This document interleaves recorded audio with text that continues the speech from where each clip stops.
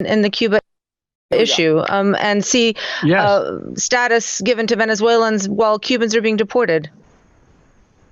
The answer is yes. I'm going to engage. Yes.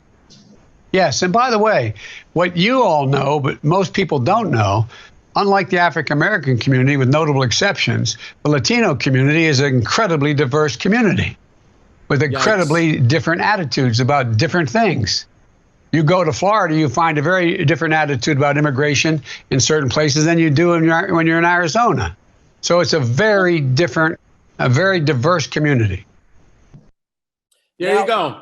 Now this is. I mean, this has become such a controversy. He had to tweet a response. Now here's my thing. I don't know if I'm crazy, but of the things he said and the times we've seen him kind of struggle to say things, this to me seems like the least controversial. It depends on how you interpret it. If he's saying like black people just are like so unsophisticated they only believe one thing, then that's bad.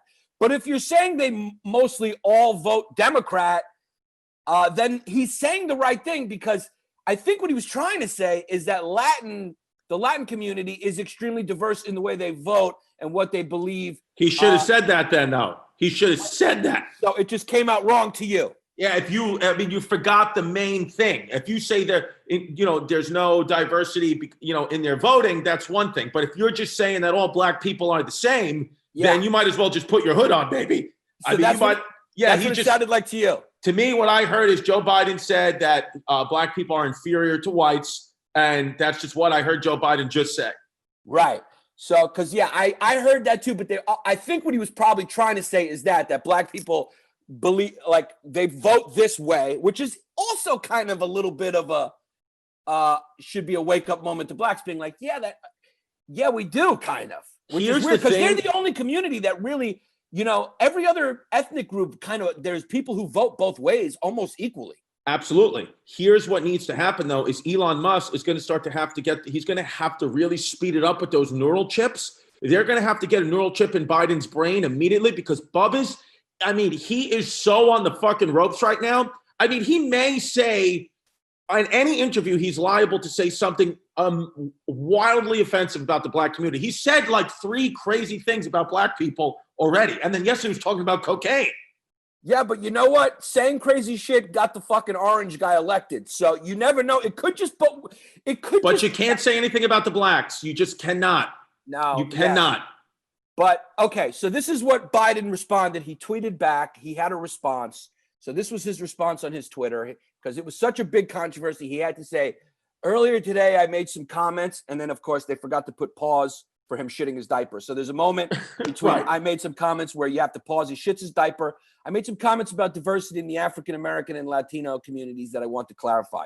In no way did I mean to suggest that the African-American community is a monolith, not by identity, not on issues, not at all. Throughout my career, I've witnessed the diversity of thought, blah, blah, blah. It's this diversity that makes our workplace, and then it's just bullshit that I don't have to. So he's just bullshitting his way. Instead, he should have said what I meant to say is that they mostly vote on my side, which is good. Or he should have made a joke, but he tried to fucking worm his way out of it. I've never stopped fighting for the blacks. So he just gave that same old kind of cliche politics. Joey B, all I'm saying to you, Joey Biden, right now is you better freaking hope and pray that you don't get cut into the turn to the left Andrew Schultz video this weekend. Because if you do, you're over, buddy. You're going to lose the black vote. Now, there's one hope that he has, and people are starting to wonder because she threw out a teaser. Michelle Obama released this statement, and it's like, wait a second. Bitch, what? What? Wait, are you fucking ready to work?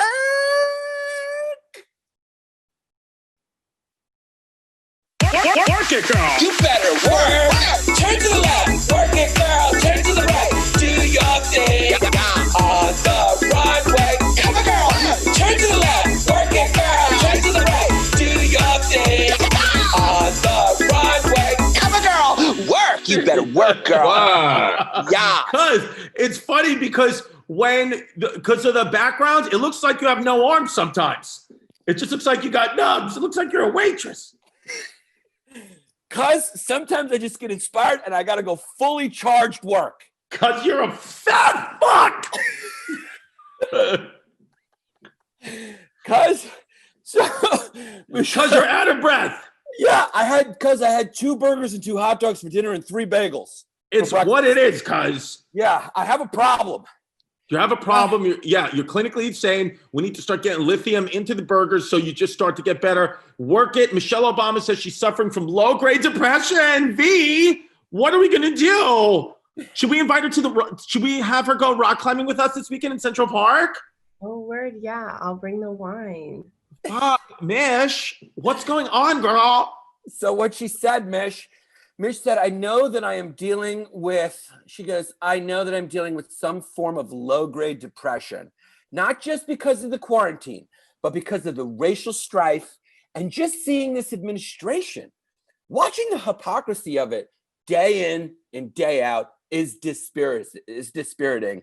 Because I'm worrying about something, and there's a heaviness. Does this mean that Michelle Obama, Shell, is going to enter the race as the VP, which basically makes her the de facto president because the president's brain is dead? Dead. I mean, cuz if she comes in, let me tell you something. Let me be crystal fucking clear with you right now.